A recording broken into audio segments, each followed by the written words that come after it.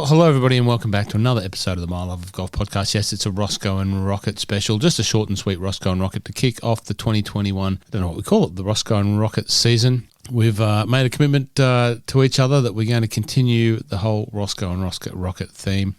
And Rocket is back. He is, albeit on the road. I think this time last year we caught up with Rocket and he was somewhere in another part of Australia with planes flying across, and he was on the road in the van, and I think we find him on the road in the van again. We'll have a quick catch up with Rocket, and it's the start of our season, which means that it's the start of the PGA Tour season. So let's sit back, relax, and enjoy this Rocket and Rossco episode.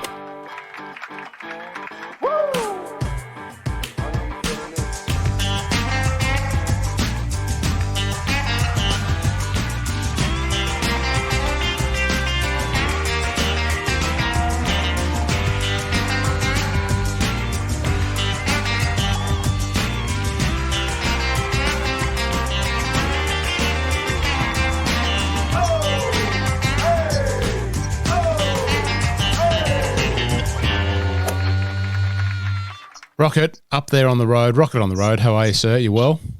Rossco, I am fantastic, my friend. Fantastic. It's great to hear you in 2021. Merry Christmas. Happy New Year. Happy New Year to all the listeners. Hopefully your stockings were filled with heaps of vouchers and golfy stuff that you want, and everyone's been playing and getting the rounds in after, well, what we could call a really weird 2020. Yeah, well, Rocket, I've said on the couple of the episodes that have hit the My Love of Golf podcast waves already that there are plenty of people playing golf. The golf courses are packed. The golf shops are packed. Everyone that I speak to in the industry, from TaylorMade, Callaway, Titleist, Strixon, Bridgestone, whoever I talk to on a weekly, daily basis, all are reporting that plenty of things are happening, plenty of businesses being done, which means that there's plenty of people playing golf. And that means that there's plenty of eyeballs on the Golf TV and the PGA Tour and the European Tour, and that's all kicking off. And that is your specialty. Now, just to cover off where we got to last year, we sort of, I guess we got out of a little bit of our rhythm towards the end of the year with things just timing wise, and we've committed in our various high level management meetings that we have, Rocket. We've committed to each other again. We're still on board, and we are going to try and make every bit of an effort to bring the Rossco and Rocket theme down the tunes more often.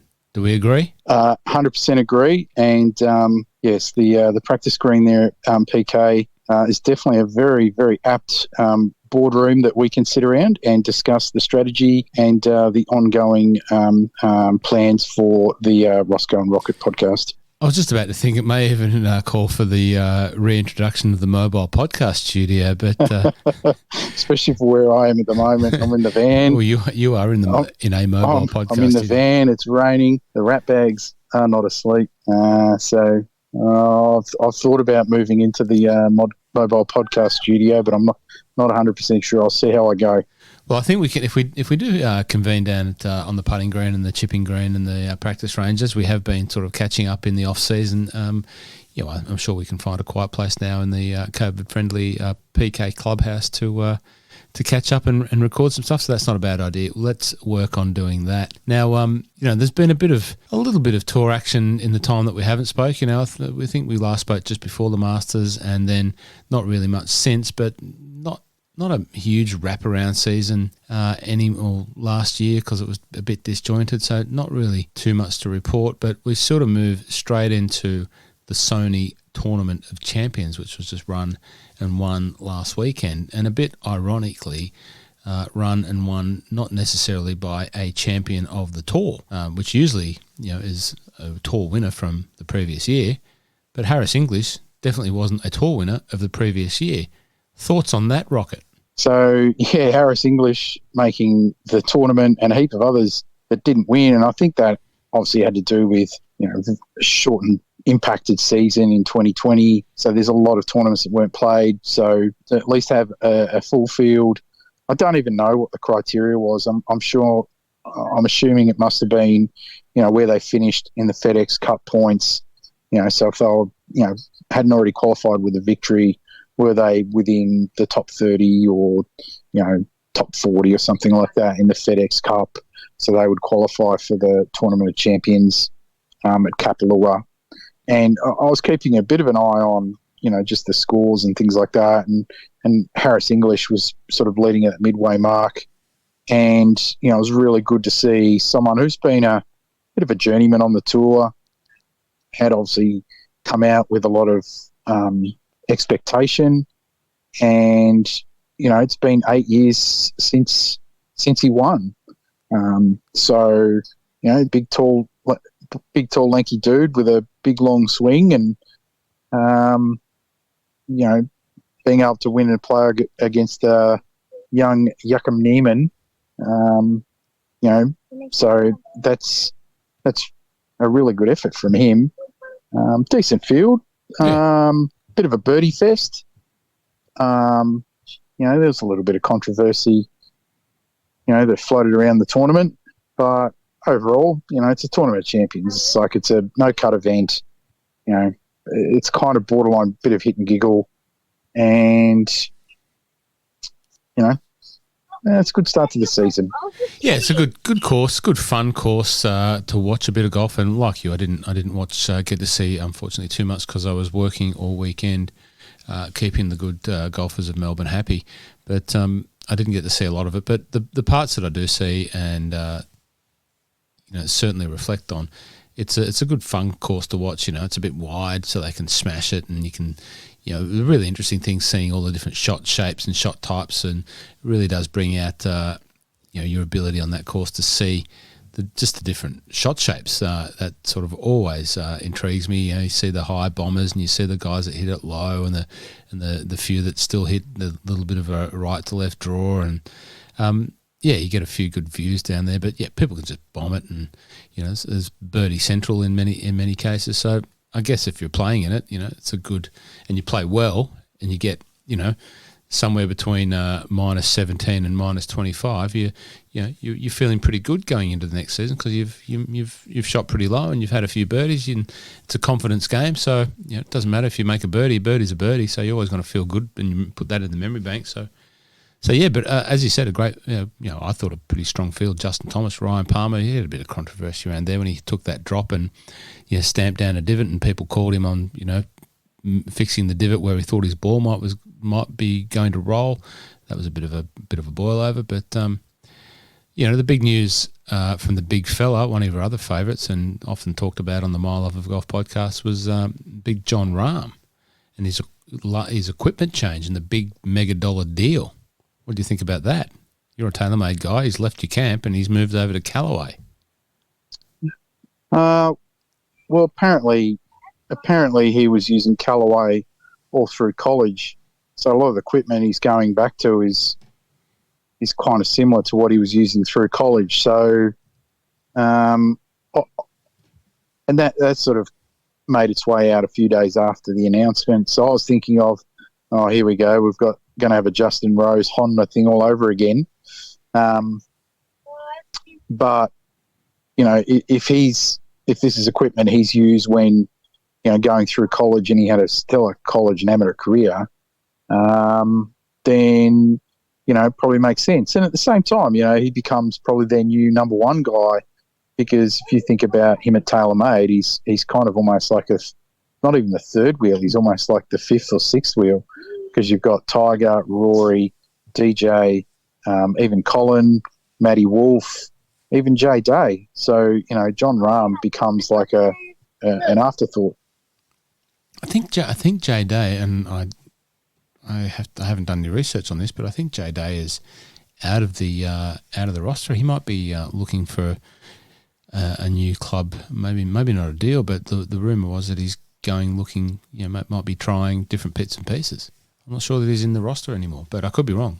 We might check that as we talk. Oh, I think he'll be a TaylorMade guy for life. He's just kind of one of those guys, been with him forever. Yeah, well, the rumours are about, because he didn't make the Christmas card. So anyway, let's pause on the Jason Day discussion. But back to John Rahm. So I think from what I heard and my sources sort of revealed that he's using a lot of prototype equipment. Obviously Callaway are about to release some new gear and new drivers and whatever. So I think, everything is yet to be named or released by name. It's not far away, if not overnight. So he's using like the Tour Proto driver. There'll be a new name, which won't be too new. But and then I think the irons that he was using, have been sort of made and designed, pretty much for him to his spec. The interesting thing that I heard that was he was really enjoyed the ball using the Chrome Soft X, which might be a surprise to some people because all you get inundated with when you look at and talk to anything about the tour in terms of the golf ball. You hear one brand, maybe a smattering of other brands, but not too much about the Chrome Soft X, and he was reported to really like that. So just a bit of quick sort of fire nerdy gear talk, but that was a big one for the industry. Oh, look, for Callaway, I think it's a great move. It is a great move because they're getting someone who's still young and signed him to a nice long-term deal, and because if you look at TaylorMade, they've done a really good job snatching up a lot of good talent and a lot of good talent young as well. So Callaway, you've got the likes of Stenson and Phil, who are at the tail end of their career, and you got Xander, who's there. I'm trying to think of some other. You got Leishman and the likes of those guys. So them landing someone like Rahm, kudos to them. They've obviously done their research and been able to put something together, which has been able to bring him over. Probably wouldn't have been hard. I don't think it would have been on massive dollars compared to some of the other guys at TaylorMade, but still, it's a very good win. Very good win.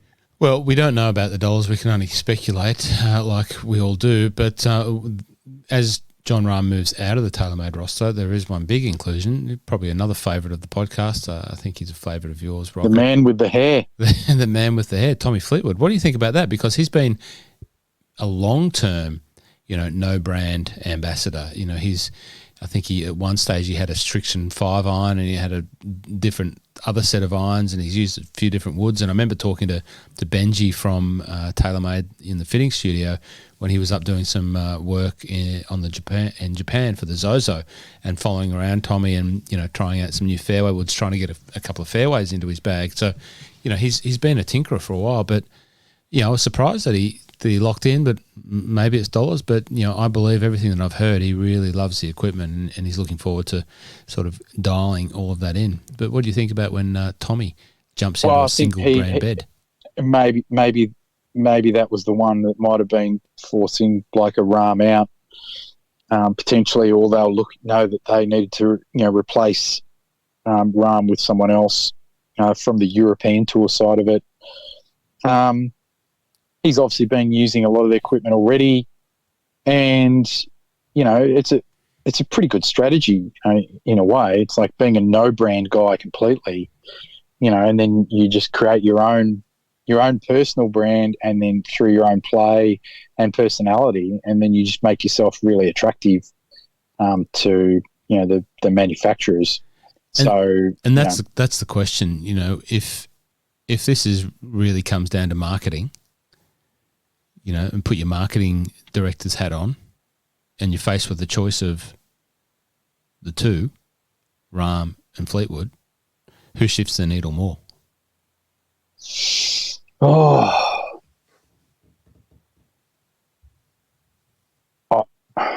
Hard to split. Okay. Rahm obviously being from obviously clearly better player, but in terms of an actual personality, they've got their pluses and minuses. It's not as, I don't think it's as clear cut. It would be it'd be a hard decision, right? It's not as clear cut as what people might think it is, because Rahm is actually just interesting in his own right, because he's actually quite. I think he's quite brutally honest. He's actually reasonably good to listen to. He's quite, he doesn't give a lot of rubbish. He just, obviously he just, there's nothing really distinguishing besides he's got a very short backswing and has a really big temper. Tommy has beautiful hair, but a good player. So. and a wonderful, wonderful ball striker is Tommy Fleetwood. Oh, yeah. I could hear. Isn't he? I could listen to that him compressing the golf ball all day because. Yeah. And it just amazes me his golf swing. The way that he has that abbreviated finish.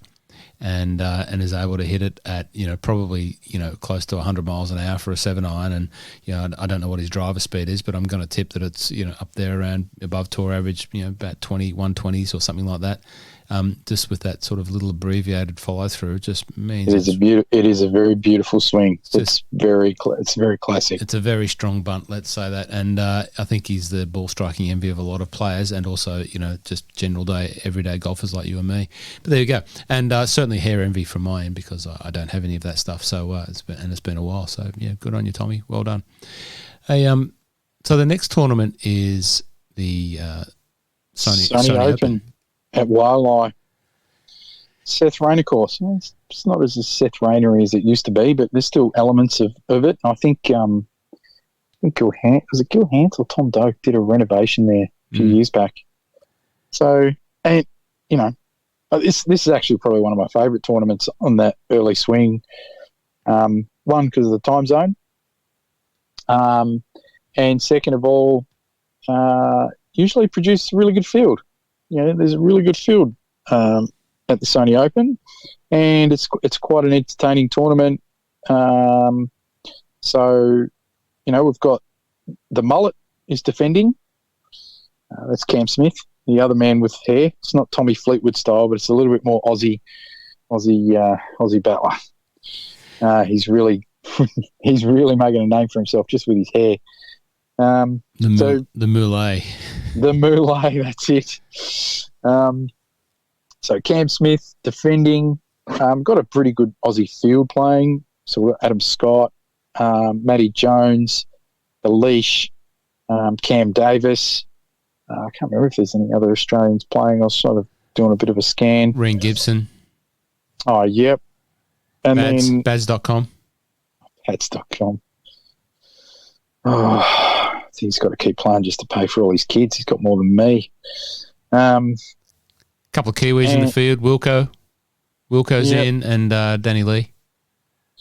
Yep.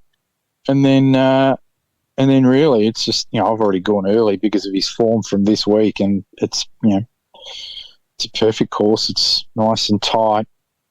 Need to shape the ball both ways. So you need to be a good iron striker, and it's generally the winners that win there. They're good iron strikers. So my man Cole, I actually reckon he might chalk one up on the board.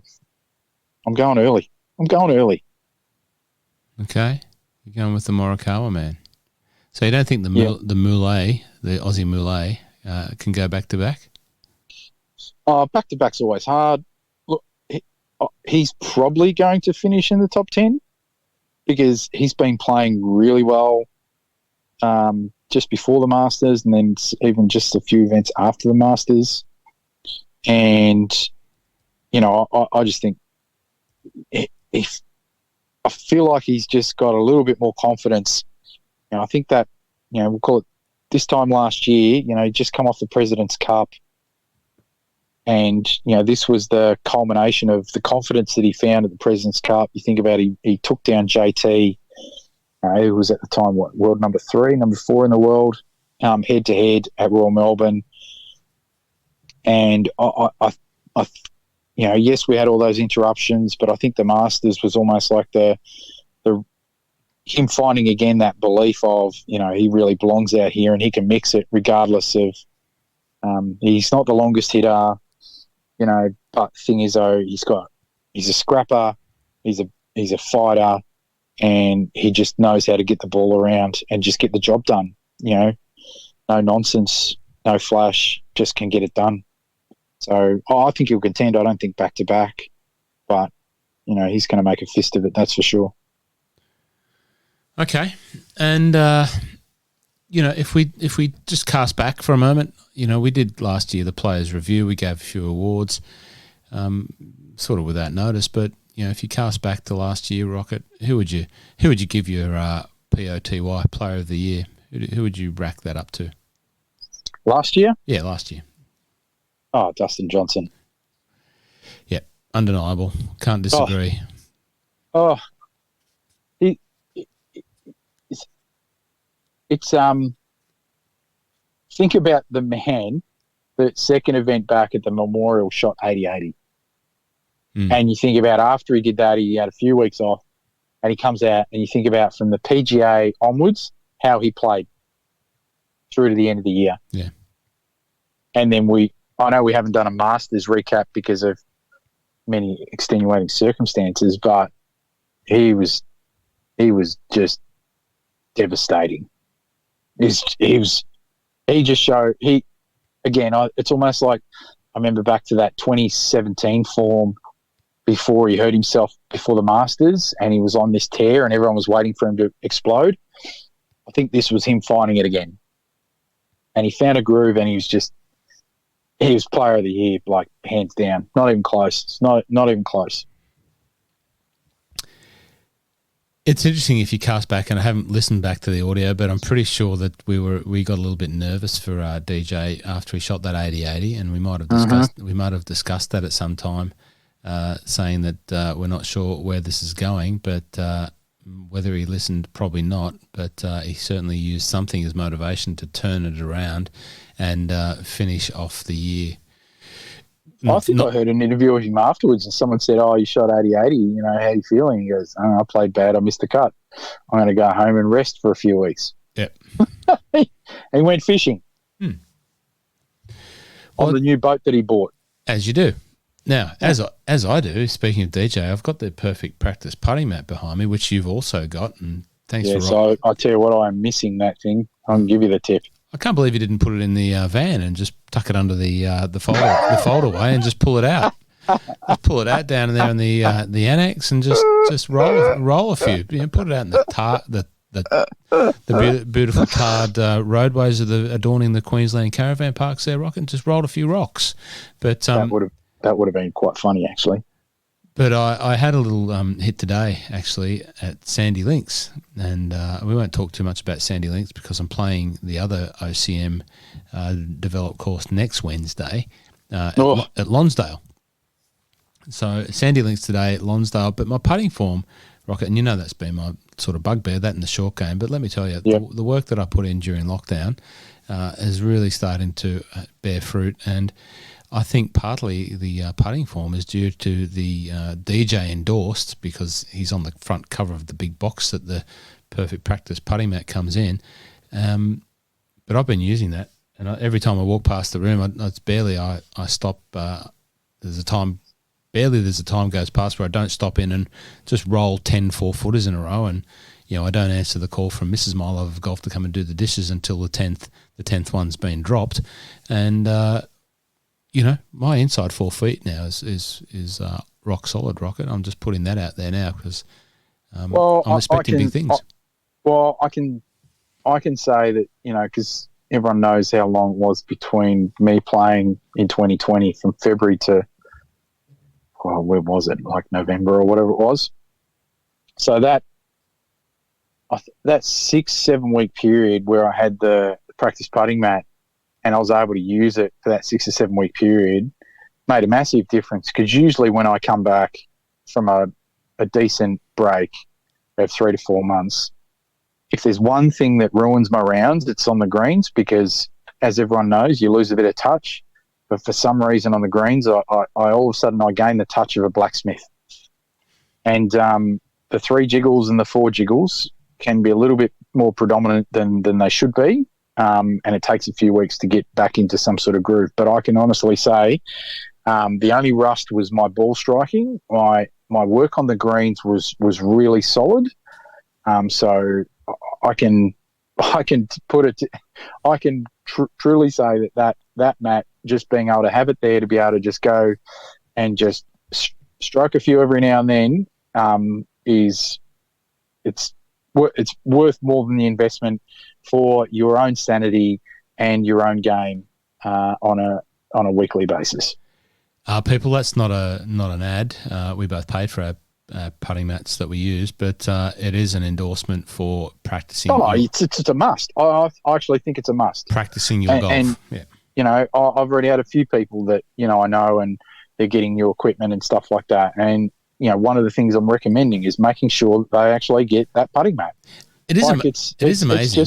It's just a simple little investment, takes up little to no space, and it's actually just fun to be able to just sit in your house and just roll the rock. Just roll the rock. 6 and 7 footers. They're the ones that you're going to be faced with the most. And there's nothing better than having a little bit of touch and just practicing your stroke at home. It's awesome. I wonder if any of the listeners fall into this category, and if you want to tell me that you do, please feel free. If you don't, well, you don't. But I'm always perplexed with the process that we go through, what I'm doing, fitting people for golf clubs all day, every day, and making serious investments in full new kits. There's not many golf clubs that you don't consider a serious investment these days, whether it's one wedge or a system of wedges or a new set of fairways and driver or the whole toot. But when we get to doing the whole toot and then we talk about the putter, and it might be a Scotty, it might be an Odyssey, it might be a Cleveland or whatever, the question always comes up to, this is a really nice mat that we're putting on. We should have a well putt putting mat at work. And I say, you know what, if you're going to invest in all this gear, you need to invest in your game. Where do you practice your putting? And people go, usually beforehand and blah, blah, blah. I said, well, if you want to get better, just roll 10, 20 balls, every night, every couple of nights on this thing. And people go, how much is it? Whatever, and I just think in the investment of the whole set of golf clubs versus how many putts you have, which is, 30 to, 36, sometimes 40. You think about the average person is probably going to 2-putt every green, right? So they're going to be sitting between 32, potentially 38 putts, because there's going to be some 3 jags in there. Yeah. Imagine if you all of a sudden those six footers, and you have more confidence being able to. You start putting, right? So you start to get some feel. So all of a sudden you get feel. So that means you start to learn, a little bit of distance and a little bit of how to control the ball. But the thing is that, you start to get confidence of putting and holding putts of that distance. So when you're, putting up to that circle, whether it be a putt for par or you because you've chipped it up close, or you've hit an absolute screamer and you've hit it into 6 feet, you're a birdie putt, or you're trying to 2-putt and you've got it into that circle, the likelihood of you making that increases dramatically. And if you think just saving a couple strokes around on the greens just by improving your putting, that's monumental. And then that breeds confidence. So that means you might be able to start to, play holes a little bit differently and then, be able to take on sort of different shots. And then it's just this, perpetual growing cycle of improvement that starts to occur. Rocket, it's putting is, I could go on about it forever. I am that pumped about, the work that we did last year with putting and chipping and some of the help that I got and what that's going to mean for this year's golf. I'm so pumped. I can't wait to play more golf. The only thing that, fell apart for me last year, and it's just through a little bit of lack of discipline, you could say, is a bit of the golf fitness, and that's the thing that's sort of holding me back at the moment. Yeah. Golf fitness is a concept. It is a thing, and for those of you that got to maintain, playing golf during, the last year's COVID time when us Melbourneites were locked away, you maintained your golf fitness. But for me, it was unbelievable the difference in what golf fitness meant, because I'm not a massive trainer. I try and watch what I eat and all that sort of rubbish, but the golf fitness thing is a thing, and I've heard a few people talk about it. But anyway, I'm pumped about golf this year, and Rocket, I'm pumped to get you back on the course, and let's try and do more of that, and bring some videos to the people and record these catch-ups and whatever. Hey, we won't spend too much time talking about the European Tour, because that season doesn't kick off until next week when they go back to Dubai. So they've got the Dubai HSBC Golf Championship, and then followed by the Dubai Desert Classic. But as you know, and I haven't really spoken about it on the podcast, and we'll do that now, as you know, during the break, I got to catch up with one of last year's European Tour winners, good friend of ours at the podcast and also at the Mental Mastery Golf podcast. Obviously, one of Jamie Glazer's clients is Lucas Herbert. And I think it's pretty clear what sort of a player Lucas Herbert is. You know, if you watch him play, he's fairly exciting when you look at his swing, when you look at the power that he uses to generate his ball striking. And, you know, the fact that he was a winner on the European Tour, he was, T30 in the US Open at... Actually, do you know what? I think one of the highlights of his year, what was the Scottish Open? What was the event? Scottish Open. Yeah, the one where he's had an absolute stinker when they had that absolute horrible weather in the third round. Yeah. And he's bounced back to put himself right in the mix with 4 or 5 holes to play. Yeah. You know, that was a telltale sign because, you know, Lucas of old wouldn't have bounced back like that. You know, so that should have been a massive confidence booster for him. So it was a pretty good year, all things accounted for in the disruption that it was for Team Herbie. And he chose not to go back to play in the race to Dubai. You know, I think he's got a busy schedule lined up for this year. He was back home in Victoria visiting family, friends, playing a bit of golf and just catching up with people that he hadn't seen because obviously he lives, when he is in Australia, on the Sunshine Coast. So he's back down here and just basically, and Jamie and I spoke about this on the Mental Mastery podcast, that he chose not to go back and because he wanted to spend that time with family and friends around Christmas in Australia. He didn't want to go back for that tournament and he was finished. He was in 10th position in the race to Dubai, so he's obviously fairly highly ranked. He would have been missed. But he didn't want to come back and spend Christmas in quarantine, blah, blah, blah. The point is, looking after his mental health. That's what it was, and making sure his batteries are nice and recharged and refreshed. 100%. The point of the story is I had a wonderful round of golf with Lucas at PK and, you know, I guess that's probably the 3rd or 4th European Tour player that I've had the absolute privilege, and I don't take it for granted, in playing with, you know, Wade Ormsby, Minwoo Lee and George Campillo. And anyway, Herbie, the impressive thing, he shot maybe 5 under at PK South Course, playing off the Bacchus back tees, the back blue tees.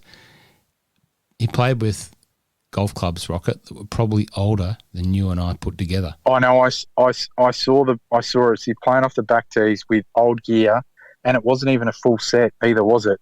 It was pretty much a full. It was, you know, a driver, a fairway, and, you know, maybe 2 iron through to sandwich of the Walter Hagen, you know, very old school blades, and he was just having some fun. You know, it was just fun time for Herbie, and yeah, you know, he sort of rocked up and he was sort of rushed at the start there because he was running a bit late, but you know, maybe had a bogey on the first hole, but after that it was just a stripe show playing with. Well, do you know what I enjoy about him having fun like that is that especially with that old equipment, there is no forgiveness. So, you know, if you're balling, like if you hit the ball really well, you know you're on, because like if you're off a little bit, there is no compromise with the clubs that he was playing.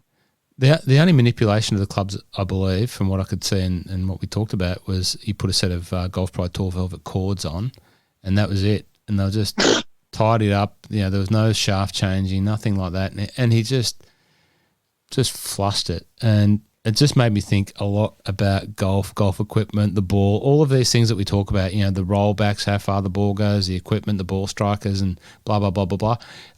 It just put all that into this, you know, new realm of context. But the extra impressive thing, and I know I'm frothing, you know, fanboying, I guess you could say, well, you know, Lucas loves to give me a bit of a stick, and he teased me a little bit about my short game while we were playing, but I did sink a putt on the last to win lunch from him and Luke Murphy. But now the other thing, you know, which makes me think about ball and equipment and that sort of thing, what he could do with this Persimmon and the TP5 ball that he uses, it was unbelievable. You know, like downwind he could hit high draw, into the wind just low bullet, fade, cut. You know, whatever shot shape that you want to see, it happened that day with this tiny headed Persimmon. And you know, if you were from my era, you know what a Persimmon headed driver is. If you're not from my era, but you're into, you know, this retro golf, which is coming back into favour, hence the reason why. That shows he knows how to move the golf ball around. That's even more impressive because, you know, doing that stuff with a Persimmon-headed one, it's actually a learnt skill to be able to do those things. Well, they're smaller than most 5-woods these days, you know, if that, you know. So, and most people don't use a 5-wood because, you know, it's scary small. And it was just really, really impressive. And I was very fortunate and thankful for the opportunity via Jamie to go and play with those guys. And Luke Mackey, who's Golf Australia's high performance coach based over in Orlando, where he looks after a number of the, you know, Orlando-based Golf Australia talent that's over there. Probably one of the fittest, strongest, most agile men that I've ever seen clobber a golf ball. He still hits it a million miles. But yeah, anyway, you know, when you wonder about the quality of these players, and if you're a good player and you think, oh, you know, and you hear some people going, oh, you know, they can't be that much better than a scratch marker, you know, than the best player at the club, you know, the 1 handicappers and the 2 handicappers. Let me tell you, there is the best golfer at your golf club, and maybe this doesn't apply to every golf club, but there's the best golfer at your golf club if he's scratch or +1, and then there's daylight compared to what I've seen. And you know, Lucas proved that again, and it was a very lucky experience to be able to do that. And anyway, we've gone on long enough about that, but good luck to you, Lucas, for your campaign this year and wherever that takes you. Yeah, very good. That was a bit of fanboying Rocket name dropping. I got accused for name dropping once upon a time there, and anyway, that's probably why you come back. So Rocket, what else? Oh, there's really only one more thing, and you know, I'm going to have to choose my words very carefully. You're going political, aren't you? Well, I'm trying not to, but it's going to be very hard. So obviously, if everyone hasn't seen it, because they might be living under a rock or they've just turned their phones off for a couple of weeks, you know, the PGA of America had announced, they actually moved it forward. There was a fantastic article written by Alan Shipnuck, which gained a lot of traction and sort of pressured them with, everyone's not aware, you know, obviously the events happening over in America. So, you know, the sitting president, Donald Trump, his course, Trump National in New Jersey, I think it is, was due to host the PGA Championship in 2022. And PGA of America have brought forward the announcement and made the announcement that it will no longer be held there, and rightfully so. Anyone that does, you know, I broke my Twitter hiatus on the back of a lot of this stuff because I don't know, it's, you know, what's happening over there is really bad. And the discourse, and even from our own politicians in this country, is bordering on ordinary.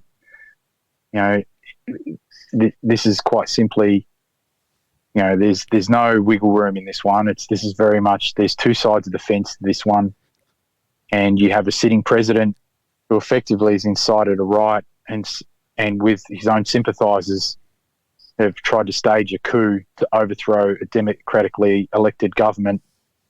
And, you know, there's more and more news and it's coming out, and it's quite shocking, and it's bordering on, you know, insurrection to domestic terrorism.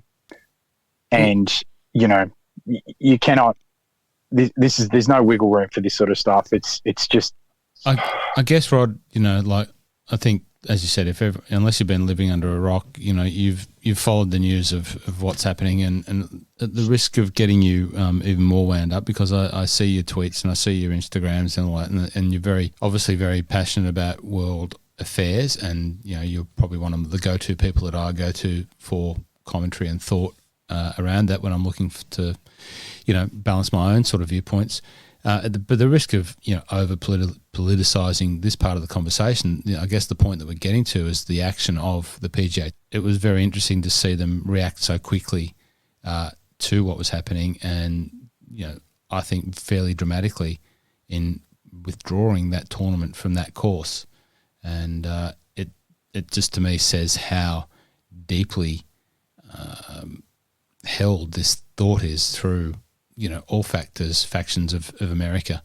And, you know, my thoughts for the people who are affected by this in the states that listen to this, and, you know, my thoughts are with you, and I don't know the right way to phrase it, but, you know, we're thinking of you, but the PGA, they've obviously acted very swiftly and rightly so. You know, golf really needs to step up and tackle these societal issues, because effectively, we talk a lot about golf, in terms of the game of golf, and it can be a microcosm of life in terms of, it's self-regulated. You get more bad breaks than you get good ones, etc. And golf has its own history of prejudice, racism. Historically, we've talked about this, about the Masters and the things that they're trying to do to right that. One of the courses that has been talked about as a replacement for Trump National is Shoal Creek. And if anyone wants to understand the history of Shoal Creek, predominantly they segregated, black caddies, no, African American members. They were actually kicked off being any part of any tour event post 1990 because the PGA Tour started to bring in, and a lot of the tour events started to bring in, if you didn't have African American members, you just couldn't hold an event there. And so Shoal Creek sort of dug their heels in. There's a lot of changes with their membership that have tried to right that wrong, and they're a poster child for what can be done in terms of changing history and trying to right. You can never fix what has gone before you, that has gone past you, but you can always fix how you do things and how you move forward and acknowledge your past. And they potentially could be a shining example of, what is possible in terms of moving beyond, the racial profiling and segregation that existed in that country as only as far back as 30 years ago. So, it's really important that golf does step up because, golf itself has its own skeletons, and we still even see it in terms of some of the players where, they're obviously supporters of, Donald Trump.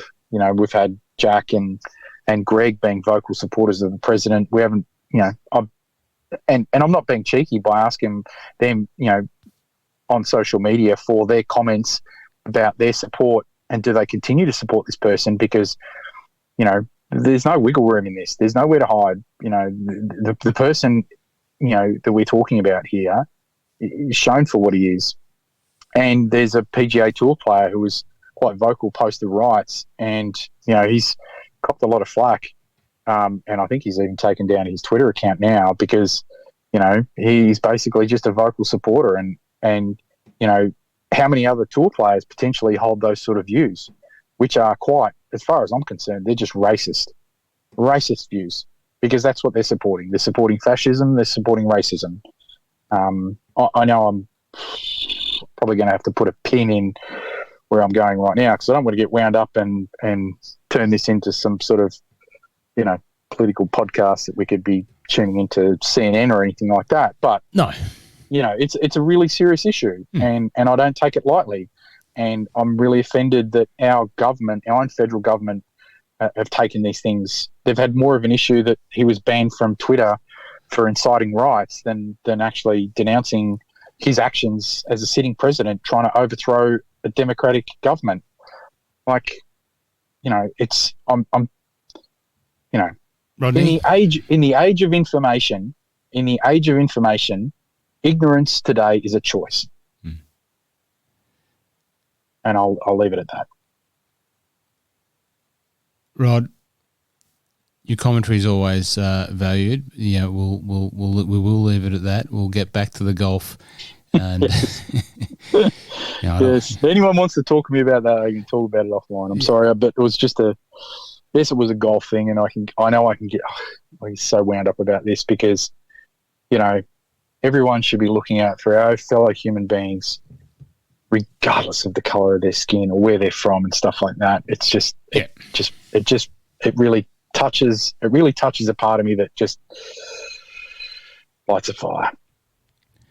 So, apologies anyone if I come across a bit too forthcoming or aggressive, but I don't mean to be. Well, your passion is what we look for, Rocket, and you've delivered it in spades across the board, and you will continue to across the board for the rest of the year as we go into now in closing on passion, because I know we're trying to come up with a little bit of a format here. So, Rocket's rabbit hole. Now, what I want all the listeners to do is go out and go to YouTube and look up YBS, so the letters YBS, Young Bloods. There's a young fellow there, and a little bit of his story is that he's in WA. He was a plumber, electrician. I think he was a plumber. And just sort of making ends meet. He got some sort of viral infection, nearly died, kind of made a bit of a life choice in terms of, I'm not going to live like this. And he loves getting out in nature and fishing and stuff like that. He's a high energy guy. And he's actually in this very short period of time, in the last sort of 4 years, he's become a bit of a YouTube sensation. And he's got 2.2 million subscribers. I was just going to say, if a sensation is 2.2 million subscribers, yes, that is a sensation. Yeah. And so I want the listeners to go and look up this guy and just watch some of his videos. Just pick and choose them. And there's one where he talks about his story in terms of how he got to there, and things that he's done for his brother, things that he does. And, you know, I'm always a bit funny about, you know, people that are kind of YouTube stars. This is one guy I love. Like, I love watching. I've been binge watching his videos on this trip every night. I watched probably at least 2 or 3. This guy has such a passion and a zest for living, nature, fishing, and everything that goes with that. It's just infectious. Like, they're 20 to 30 minute videos, and time flies while watching them. It's just, I highly recommend it. Please, everyone go watch this guy. He's just the joy to watch. He's an absolute joy to watch. If you need to sort of find a little rabbit hole to get away from all the mundane stuff and all the stuff that goes on and all the stuff that I just ranted about, watch this guy. You are absolutely going to love it. I guarantee it. Absolutely guarantee it. Rocket's guaranteed. Well, can I add to the rabbit hole, Rocket? Sure. I've got my young mate Blakey from GolfRules Questions. And, yes. And when we started working together in August on the podcast, there was maybe 800 or 900 YouTube subscribers on Blakey's channel. And if everyone could, before they go to YBS, he's got 2.2 million. He probably can do, you know, for a few days before you go and subscribe there. But if you are interested in golf and you do want to learn in a fun, informative way about the nuances around the golf rules and a lot of information from the tour, you know, and Blakey's interpretations of that, you know, he's a tour qualified referee, has worked on US tour, European tour, and also obviously Australian tour. But he makes content for people who love golf, who want to learn about the rules. Go and subscribe to Blakey's YouTube channel first. Throw him a bone, and then go and throw Young Bloods a bone. Blakey and I made the commitment. If we got his channel to 3,000 subscribers before Christmas, so we started working together in August, and this has nothing to do with me, but the podcast started in August. If we got 3,000, that we would take the podcast on the road. We'd go to a country course somewhere, do a little bit of golf rules analysis on course, and maybe record a couple of podcasts on the road. So we're going country Victoria at some stage. The next benchmark is I think it was 5,000. If we get to 5,000 subscribers, then I think we're going to Barnbougle. And when we get to 10,000, we're going to New Zealand. I can't remember how many. Nice. I can't remember how many we have to get to Scotland, but that's the goal.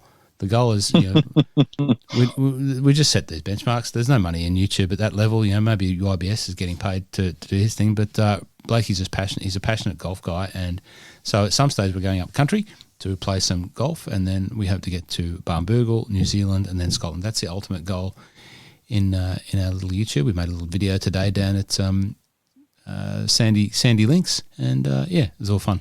A lot of fun. There you go. Awesome. Well, Rocket, have we covered everything? I think we have. We said we were going to keep it fairly short. We've probably gone longer, but anyway, that's what we do. And if you are listening, that's probably why you listen. And thank you for listening.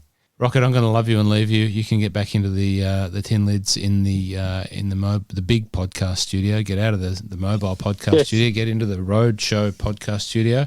And Rocket, I'll catch you in a week or so, eh? Yes, you will, Rossco. Thank you, sir. Thank you, listeners. See you soon.